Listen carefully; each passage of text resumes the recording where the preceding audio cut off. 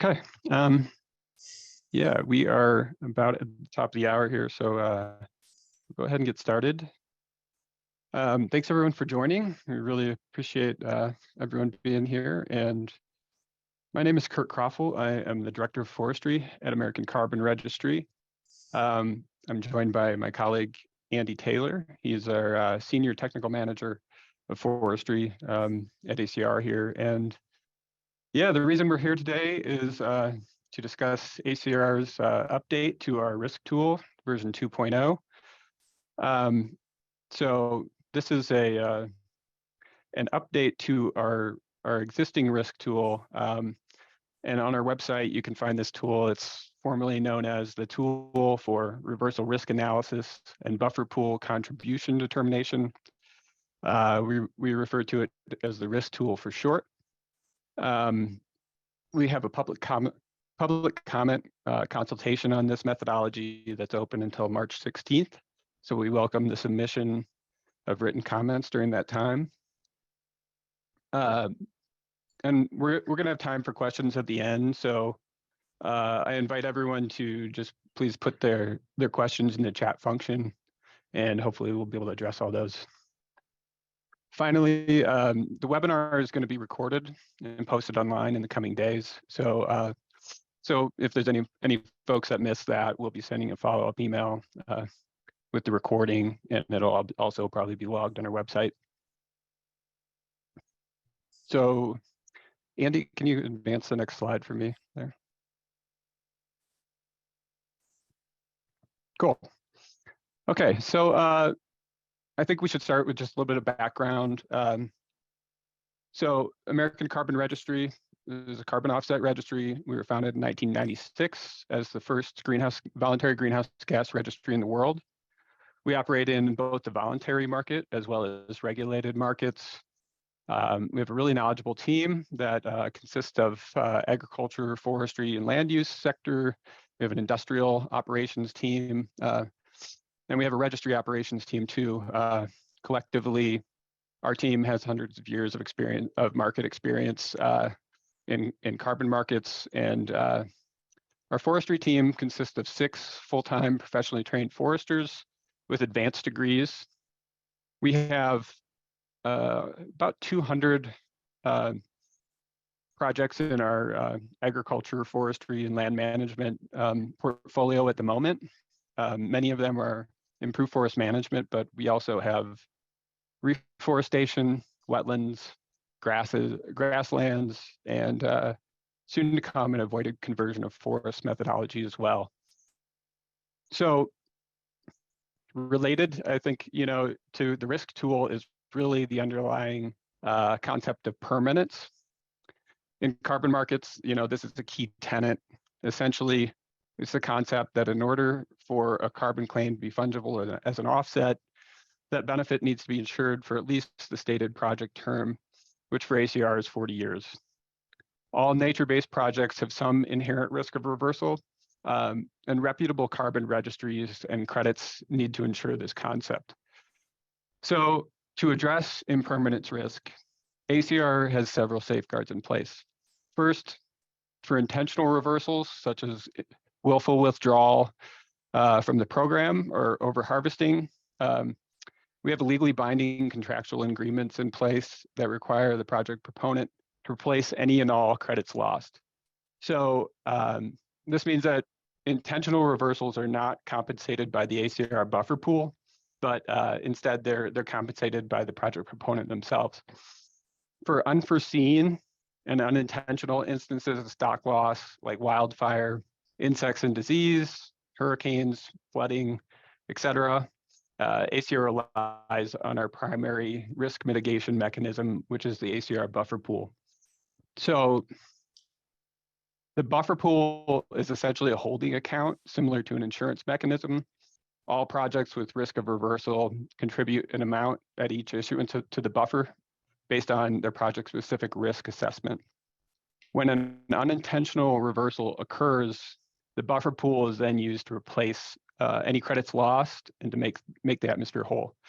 So every project in our portfolio with a with a risk of a reversal will contribute, and credits from any and all categories can be used to cover any loss as a pooled buffer. So in summary, an adequately capitalized buffer is critical to ensuring permanence. Next slide, please. So the risk tool itself, kind of what we've been working on recently, it calculates a buffer contribution rate based on perceived risk of reversal. So the current updates relate to further calibrating our risk assessment and aligning it a little better in that regard. Next slide, Andy. So just a little bit of history here. You know, the risk tool version 1.0, that's what our current projects use. It was originally developed by a risk tool developed by Winrock International, which is ACR's parent organization. It has a lot of categorical default factors and adjustments for some project attributes, but you know, we don't have any indication really that that the buffer withholding is too low by any means, but we think that there's an opportunity to leverage some new research and increased interest to really start to refine the categorical risk. And you know, these updates are really just in regards to like continually updating and refining our program. Next slide.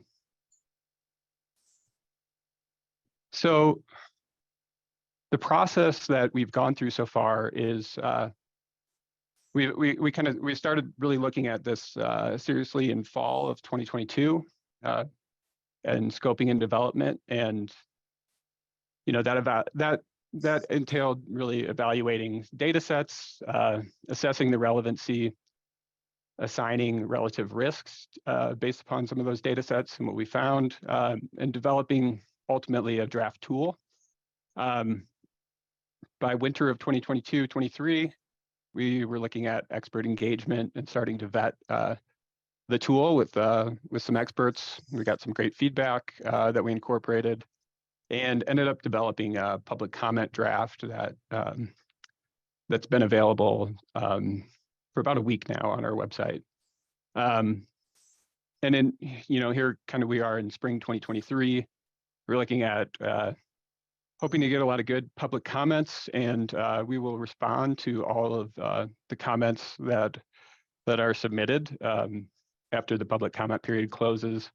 We'll revise the risk tool as needed, and targeted publication will be shortly after that. Next slide, please. So to summarize here, kind of the objectives that we had when we were looking at updating our risk tool was really to make it more data-driven, more project-specific, and to increase the verifiability of each of the categories.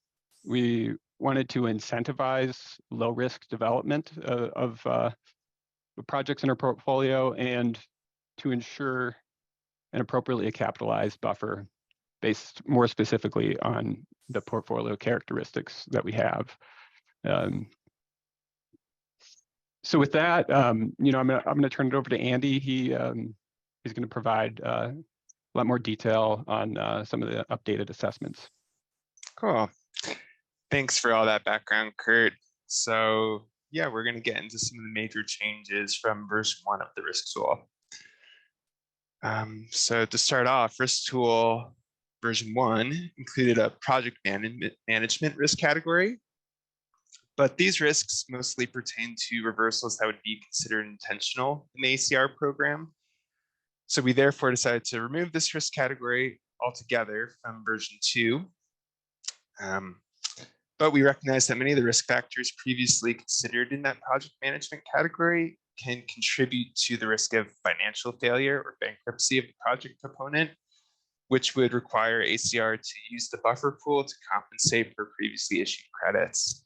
So accordingly, we made a few changes to the financial risk section. We also added a new category in response to removing the project management category. This is illegal logging conversion risk, which is specific to forest projects. And that was also something that was previously considered by that project management risk. So we also added some new adjustments for aggregated and programmatic development approach, or PDA projects.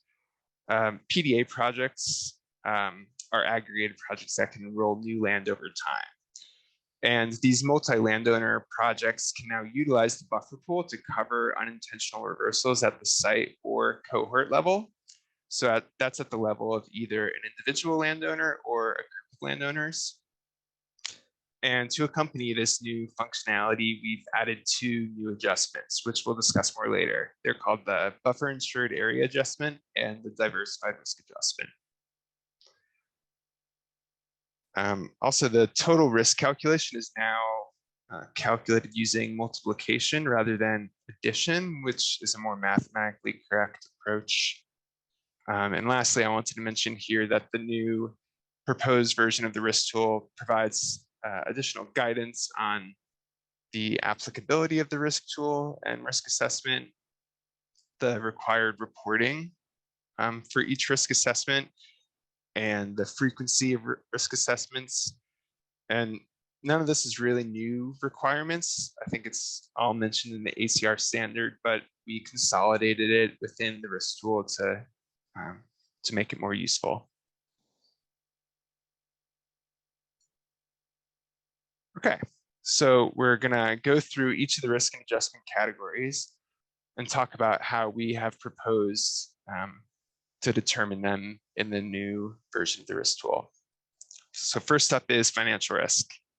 This is the risk of a project going bankrupt or insolvent and no longer being able to guarantee the permanence of previously issued credits. So risk tool version 1 set a default value of 4%, with US public and travel projects eligible for a 3% risk. But as mentioned before, since we removed that project management category, which had been a 4% default risk in version 1, we've proposed an increase to the default financial risk in this new version. And that new default is 5.75%. We also now offer several pathways for demonstrating reduced risk below that default. This includes using credit ratings for the project proponent from one of the 3 big credit rating agencies. So that's Moody's, S&P, or Fitch. You'll see all that pictured in table 4 there. Another option is to use a business credit score, which might be a more usable option for smaller businesses that don't have credit ratings from one of the credit rating agencies. And we've identified 3 specific business credit scores that are intended to predict the likelihood of bankruptcy from 3 of the most reputable credit bureaus. So that's Dun & Bradstreet, Equifax, and Experian. We also plan to accept accreditation with the Land Trust Accreditation Commission as evidence of lower financial risk. This option would obviously only be available to land trusts and other conservation nonprofits. And this accreditation requires an in-depth demonstration of sound financial management. And I encourage anybody who's interested to look at the standard for land trust accreditation to get a sense of what requirements are there for finances. Lastly, we recognize that there are probably other measures of financial stability which we could lean on to demonstrate lower financial risk. So we're keeping an option open for new methods to be proposed and approved by ACR. And you'll find that throughout the new risk tool, we have left openings for new methods to be proposed for ACR approval.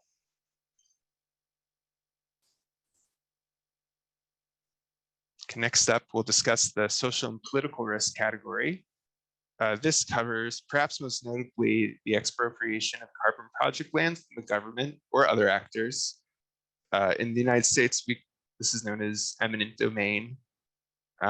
This category also covers corruption and social and political unrest or violence, which threaten carbon project permanence, and a slew of other things. So we're proposing using the Worldwide Governance Indicator, or WGI, dataset to assess social and political risk. This dataset is from the World Bank. It's updated annually. The data is based on survey and expert opinions in several different dimensions, which are circled here: voice and accountability, political stability and absence of violence / terrorism, etc. And then this data is quantified on a scale from -2.5 to 2.5, with 0 being the midpoint, for each nation. Also, I wanted to point out that on this slide here, this is the WGI website that we're looking at, and we've circled the links to download the most recent data set there towards the bottom of the screen.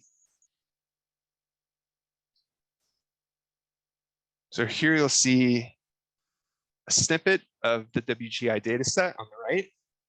For each year, an estimate is provided for each country.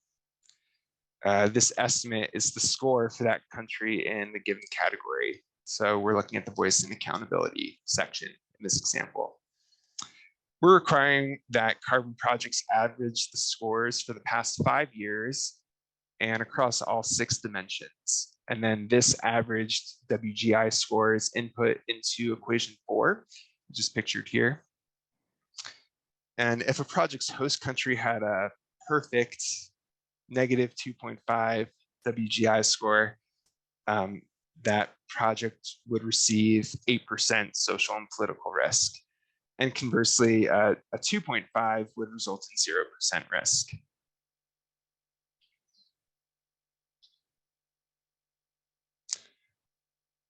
Okay, next up is the newly added risk category specific to forest projects, illegal logging conversion.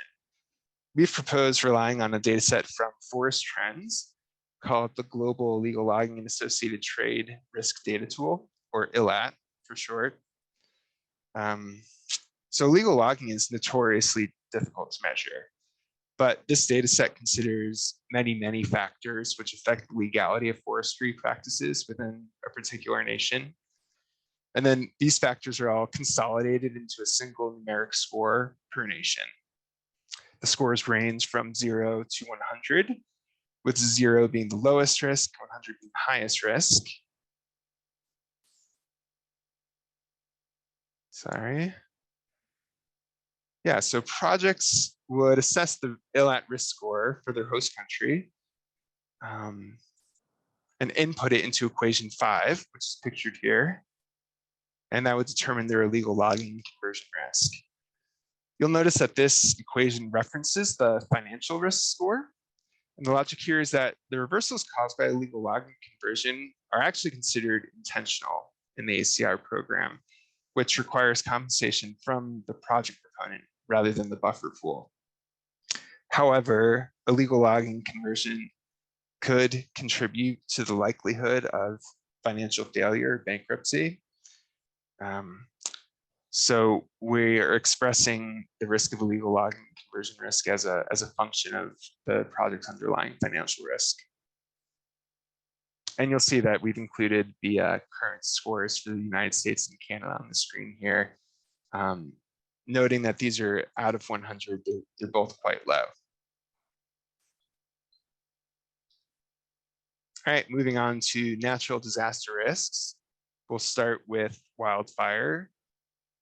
So for projects located in the United States, we've proposed using the Wildfire Hazard Potential Dataset, or WHP. This is from the U.S. Forest Service's Rocky Mountain Research Station.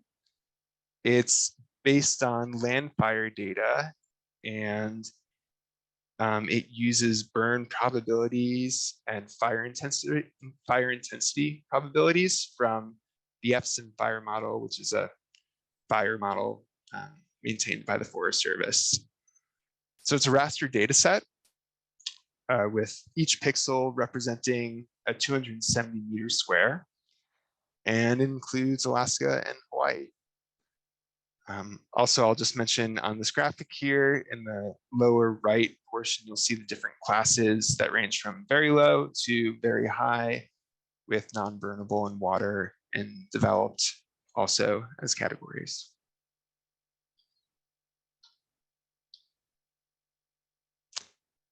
So this picture on the left is my example carbon project area in black, and it's shown over the WHP dataset.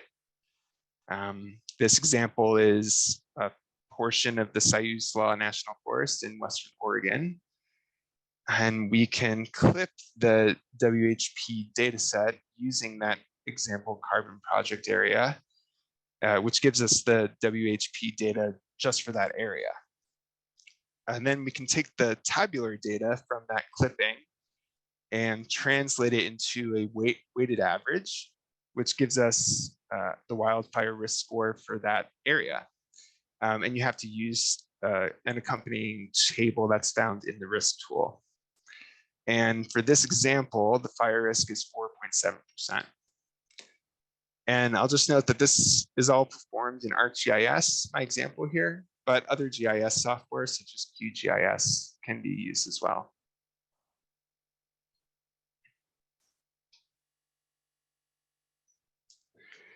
We're allowing the opportunity to reduce wildfire risk predicted by the WHP dataset by substantiating that mitigation activities have occurred.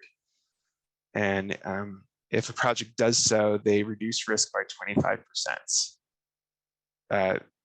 Qualifying activities must either reduce fuel loads in the project area or create fire breaks.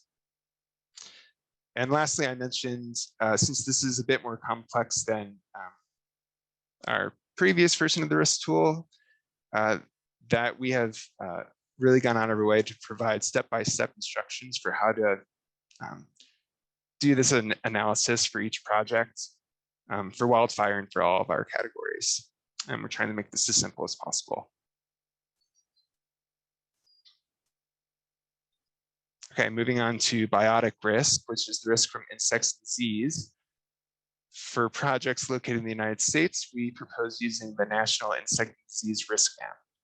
This data set is also from the US Forest Service, from the Forest Health Protection Unit. And it depicts the risk of tree mortality from major insects and diseases across the country. It's similar to the WHP wildfire data set in that it's a pixelated raster data set with 270 metered pixels. And it also includes Alaska and Hawaii. Okay, here you'll see our example project area again. This time it's clipped with the NIDRN dataset. And this dataset's output represents the percentage live basal area expected to die within each pixel. So we would take the project area's pixels and again create a weighted average. And the biotic risk for our example carbon project is 6%. So there's a couple opportunities to reduce the risk output from this data set. Most notably, projects which include the standing deadwood pool would reduce risk by 50%. And we expect these projects to have reversals from biotic risks far less often because impacted carbon would likely transition from the live tree pool to the standing deadwood pool. Projects can also reduce risk by demonstrating that they completed mitigation treatments, pretty similar to the wildfire risk reduction. And this results in a 25% risk reduction. Lastly, projects can demonstrate that mortality predicted by the NIDRN dataset has already come to pass and is no longer relevant. For instance, if a certain tree species is threatened by an insect, but that forest has since been converted to another tree species, they would be eligible for that area would be eligible for risk reduction. So this can result in up to 25% as well, but it isn't applicable if the project is already reducing risk through mitigation treatments.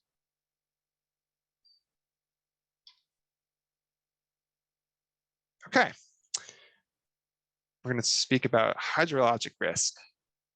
So for projects located in the United States, we propose using the National Flood Hazard Layer, or NFHL, from FEMA, the Federal Emergency Management Agency.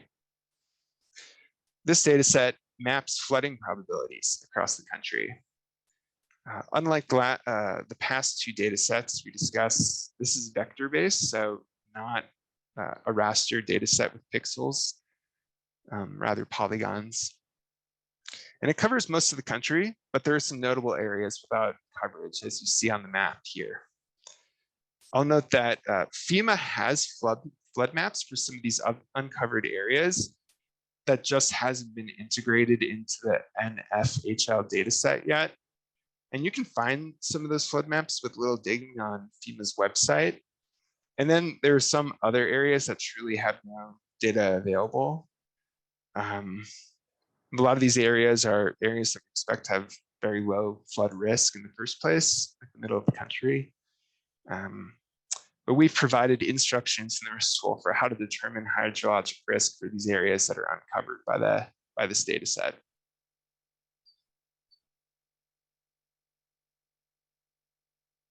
Okay, here we see the example project area clipped to the NFHL layer. And the acres found in each flood zone subtype are given a weight from table 8, which is pictured here. And then the project would calculate the weighted average to determine a total hydrologic risk for the entire project area. In our example, it equals 0.094%.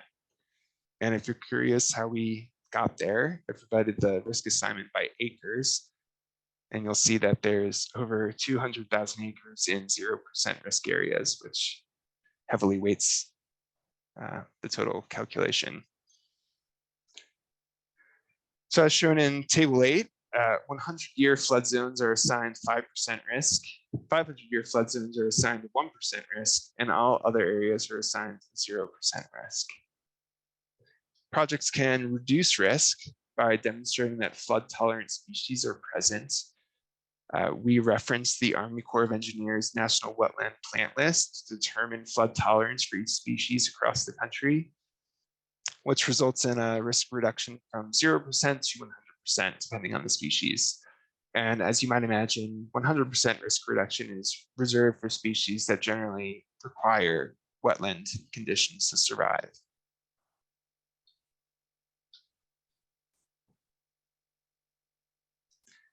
So projects also contribute to the buffer pool for risks that aren't explicitly calculated by this tool, using a catch-all category called the other natural disaster category. This was left mostly unchanged from the previous version of the risk tool. We expect most projects to utilize the 2% default risk. However, if a project proposes a method to estimate, for instance, hurricane or drought risk, and if that proposed method was approved for use by ACR, the other natural disaster risk would be reduced to 1%, and that new proposed risk would be included in the total risk calculation. So this is another attempt to learn from you all, from project developers, and improve our methods over time.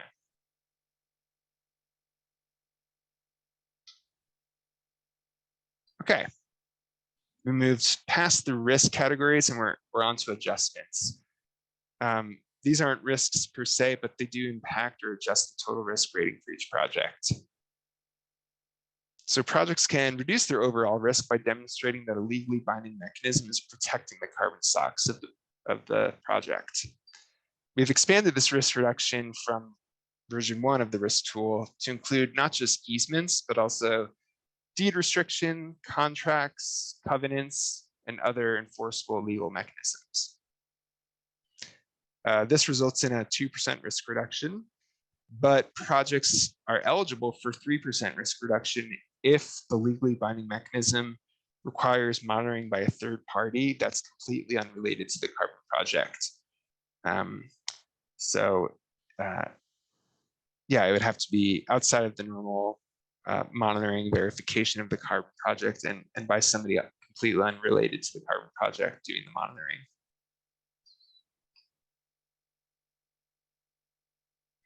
Okay, now we'll talk about the adjustments that I had mentioned previously that have to do with aggregated or PDA projects.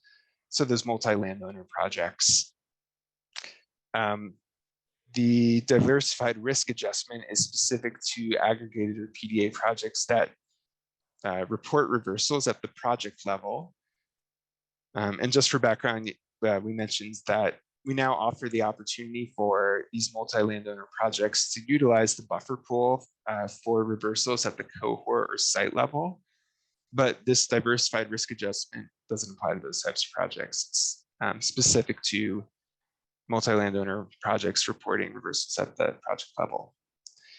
And this adjustment recognizes the reduced risk of these large spread out multi-landowner projects, which are at a lower risk to reversals because they're composed of so many smaller non-adjacent tracks. And this reduction increases with the number of landowners enrolled in the project, the total project acreage, and the number of ecoregions within the project. And ecoregions are an ecological mapping system from the US Forest Service, and there are similar applications worldwide.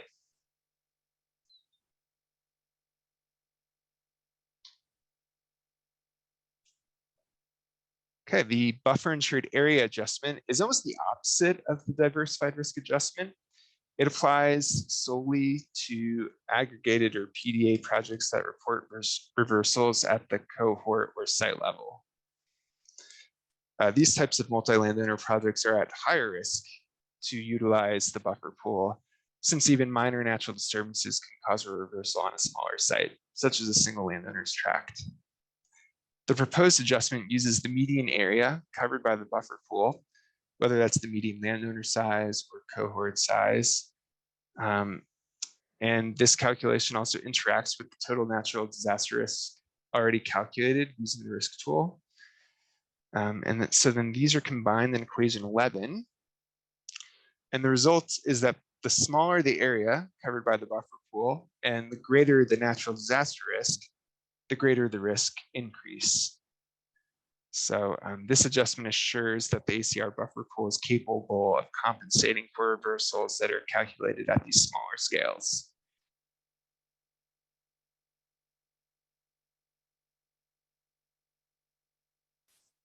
Okay, to wrap up, I'd like to discuss future areas of work for the risk tool. We learned a lot during this update process. We made some great strides towards a project-specific risk assessment framework, but we recognize that there's still room for improvement. So we're keeping a close eye on a research project that's being conducted by the Rocky Mountain Research Station. And that's aiming to produce some spatial GIS products depicting the risk from wildfire to carbon stocks specifically. And it seems like this forthcoming product will be better suited to the ACR risk tool than the currently used WHP dataset. And we've been told that this research will go into peer review in 2023. So we're hoping that we can improve our wildfire risk assessment in the not so distant future. We'd also like to continue to improve the relationship between natural disaster occurrence or probability with reversal probability and associated impact. And just like for wildfire, this will require better data sets that are more specific to our application. There's other natural disasters that we could develop new risk estimation methods for. Drought is becoming increasingly relevant in our warming world. And while we looked closely at several data sets for drought, we didn't develop any method for estimating drought risk. Hurricanes, wind throw, other natural disasters could also be calculated independently. So different project types earn credits based on different carbon pools. For instance, grassland and afforestation or reforestation projects quantify changes in the soil organic carbon pool. And different carbon pools react to natural disasters differently.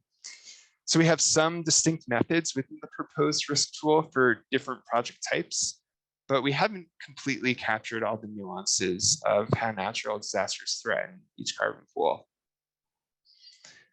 Yeah, and lastly, we invested a lot of time into refining our methods for natural disaster risk estimation in the United States, but we'd like to improve our methods for elsewhere, especially in Canada.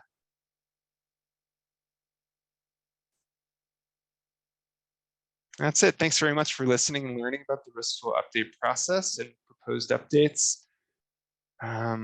Just as a reminder, we're accepting public comments until March 16th. Please submit them via email to acr@winrock.org, and we'll spend the next couple minutes answering your questions.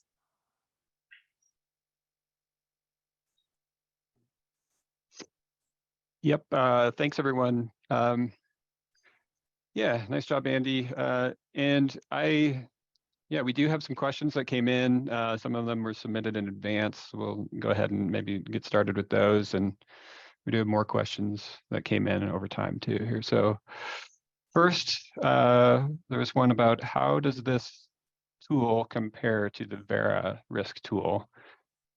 Andy, do you want to take that? Sure.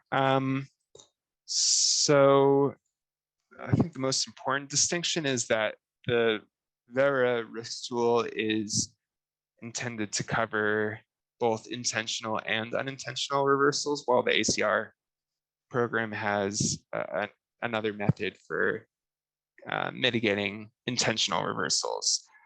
So that means that the risk tool for ACR doesn't need to cover all the same risk factors that are considered by the Vera tool. Then Vera's natural disaster risk estimation is much more open-ended and less prescriptive than what we've proposed here. And we think that what we've proposed, at least for the United States, is much more objective and therefore verifiable. Yeah.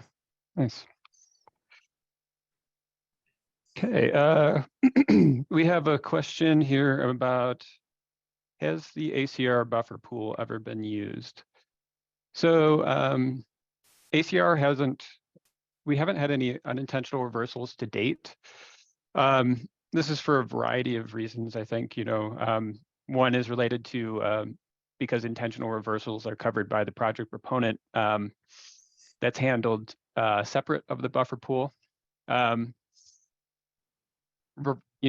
trigger a reversal, project proponents' carbon stocks need to drop below previously issued levels as well. So we have a lot of pretty large projects with lots of annual growth. So sometimes it takes a pretty large event to actually wipe out more stocks than annual growth. We have a really diversified portfolio as well, geographically and spatially, and I think that helps to minimize risk. And also, like Andy was saying, we have a lot of aggregated projects with a lot of different spread out with different landowners, et cetera. So yeah, it hasn't, we haven't had an unintentional reversal to date, but the buffer pool is there for that instance. Andy, how about, there's one on, are there alternative ways of ensuring permanence under ACR rather than buffer pool? Other than the buffer pool. Yeah, we do allow the option. We've always intended to be open-minded about that, but we haven't yet to date have any option come forward for using like another type of insurance mechanism. We've had discussions with certain project developers over the years, but nothing has actually come to fruition yet. So we remain open-minded about that, and maybe one day there will be another option besides using the ACR risk tool and buffer pool. Cool. We have one on what's the timing of implementation for projects currently under validation and already established projects. So we intend on just having one version of this tool, meaning that once the new risk tool is finalized, from then on, all projects in a portfolio will be using that, the updated version going forward. So it would affect established projects as well as new projects that are listed. And I'll just add to that if a project is currently under validation or verification, for instance, right on the verge of submitting their project to ACR, it seems unlikely that we would force them to reevaluate risk using the new tool if they're already far enough down the line. And we just intend to be reasonable about how that's rolled out. Mm-hmm.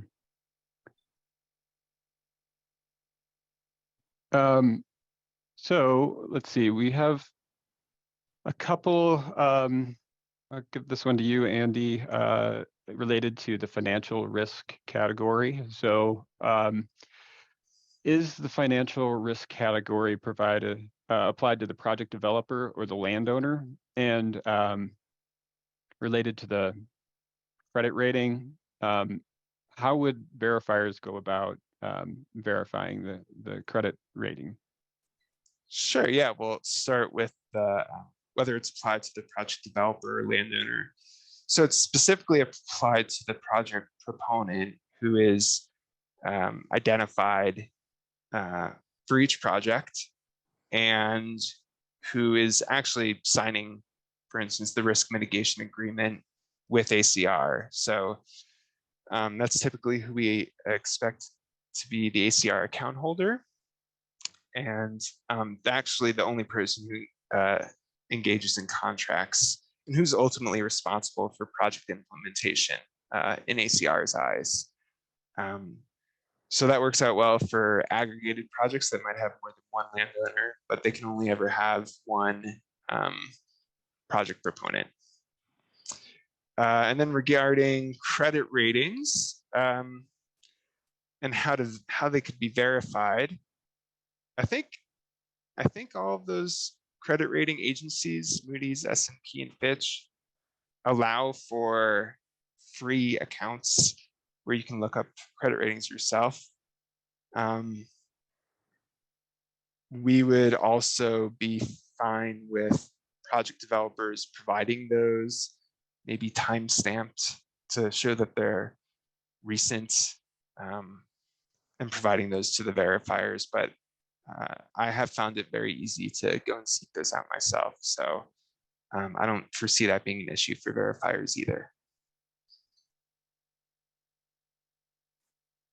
Cool. Okay, great. So here's a question: just is this recording going to be available on the ACR webpage? Yeah, we are recording and plan to have probably send via email afterwards and post on the website as well. So we have one on, this is related to conservation easements, I think. And I think I'll take this one. What if a legally binding document has an out that could be enacted at any time? Typically, conservation easements are extremely difficult to get out of, but other types of agreements, which may be binding in a court of law, may be easier to remove from the project area. So in relation to the risk tool,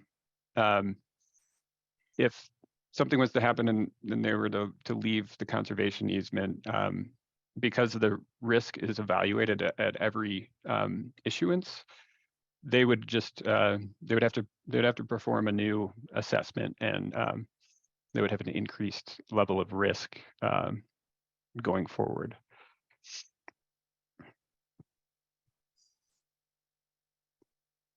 So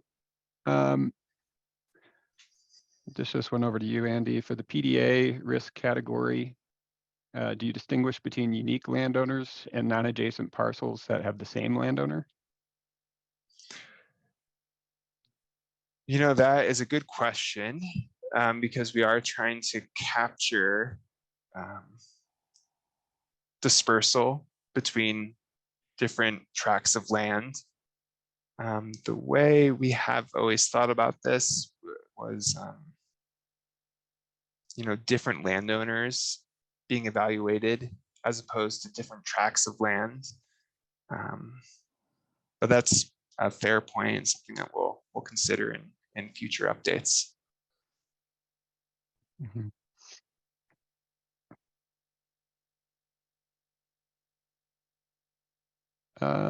So I have a question on the Canadian ACR carbon calculator. They're wondering if it will be updated in the new risk tools after public comment. So yeah, the way this is going to work is all of our different methodologies that have risk of reversal, which would be our AFLU category, would use the updated risk assessment tool. So yes, this will apply to the Canadian IFM methodology, and it'll show up as basically just a calculation adding the different sections of risk together.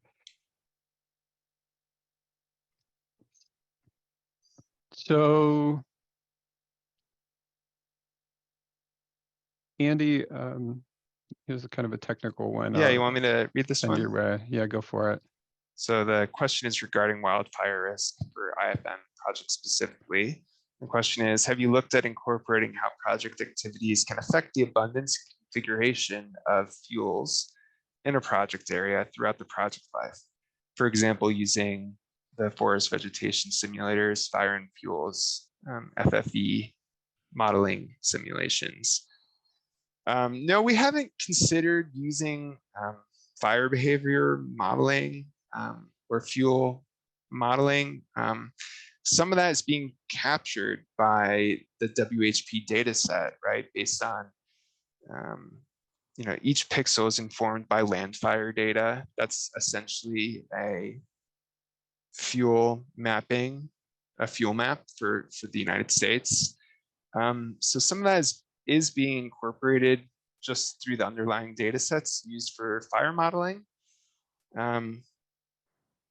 But we haven't required, or I don't think we'll want to require, a project-specific fire modeling exercise, purely for the labor involved in doing so. It's not very feasible.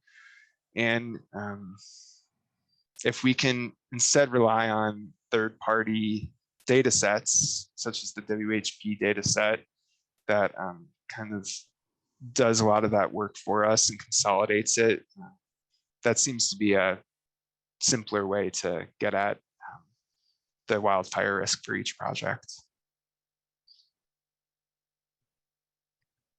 Great. Here's a question kind of about the mechanics of how our buffer pool works.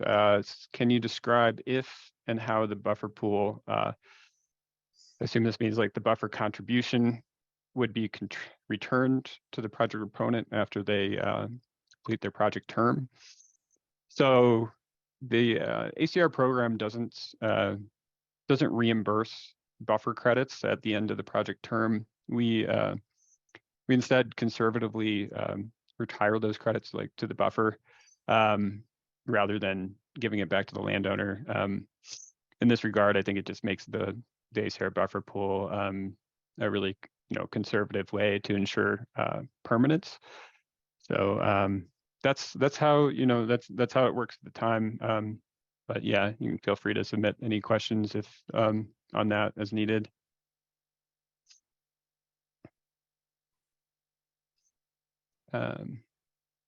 Andy, do you want to pick one up here? Sure. We have another question about wildfire risk, asking if there are metrics or benchmarks verifiers can use to assess an assertion from the project proponent that their wildfire risk reduction treatments are effective. I'll keep reading. For example, fuel breaks can't necessarily protect an entire project area. Should it appear 50% of the project area is impacted, 75%, etc. Similarly, how much thinning would be required to achieve the mitigation adjustment? So this is a great question. We tried to remove subjectivity out of this, but it's, I think, still an area where there is some amount of subjectivity that's unavoidable. What we did to remove subjectivity and make this as verifiable as possible was we just said if activities occur within the project area that either reduce fuel loads or create fire breaks, 25% risk reduction is assessed, kind of regardless of whether risk is actually lowered by 25% or less or more. The adjustment for mitigation treatments is always going to be 25%. So we're hoping that that removes a lot of the subjectivity from it. And we also provided some instructions on how to substantiate whether a treatment qualifies for risk reduction or not. Kind of providing a list of acceptable sources. So we're hoping that we have made that as simple as possible, but we also admit that this is a trickier area in terms of how to justify how much is enough. And I'm hoping that we can learn by doing with our verifiers and develop guidance over time to clarify that. Perfect. Andy, let's see, there's a couple here, and I know you've done some analysis on this related to, have you compared the results of using the new risk tool on existing projects with version 1 of the risk tool? If so, what did you find? And is the buffer contribution, how does that compare to version 1.0? Yes, we did do a comparison across most of our portfolio. And as you might imagine, making the switch from default values for every project to more project-specific risk estimation, it varies based on the project, whether it's lower risk or higher risk. Overall, we sought to minimize the total change based on our large sample of projects that we looked at and compared from version 1 to version 2. So we think that overall, projects are going to see a not large increase, and then where projects do see a larger increase, we feel pretty good about the reasoning behind that. But overall, we think that the buffer pool contributions coming in across our portfolio is going to remain relatively stable because of these updates. Mm-hmm. Yeah, I think we think it's going to be kind of a more targeted assessment to if areas have really high risk, they would get a higher risk score. But I think it's on the high and the low end of the spectrum. Maybe that you would probably see any differences in that regard. Like I said, it was kind of really related to aligning our buffer pool with our portfolio. I'll take this question here about aggregation and PDA. So this one says, am I understanding correctly that the aggregation PDA projects will automatically have a higher risk rate than non-aggregation projects? Why would that be if the project area is likely more distributed than a single parcel? That's not the case. We have the diversified risk adjustment, which basically allows a decreased deduction for aggregated and PDA projects with a kind of a scale related to number of landowners and geographic divergence, et cetera. So I think that's just a misunderstanding there. We probably have time for maybe a couple more here.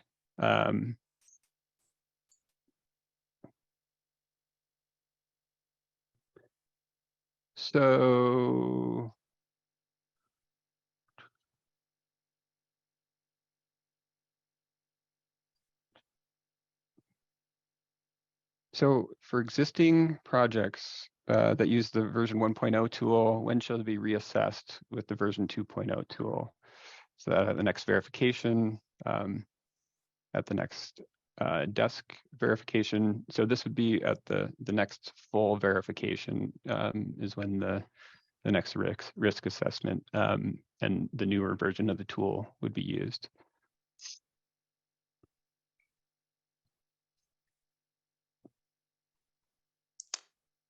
Maybe time for one or two more, Kurt? I'll Yeah, take yep. one here that's related to hydrologic risk. And the question is, could you expand on the wetland indicators being used to reduce hydrologic risk? Is it on a percentage basis, et cetera? So we are using that Army Corps of Engineers National Wetland Plant List, which identifies each species as either, always a wetland always a wetland species, sometimes a wetland species, and basically what is the likelihood of finding this species in a wetland setting? And it has, I think, 6 different statuses for how what their ecological behavior is. And we kind of rely on those statuses.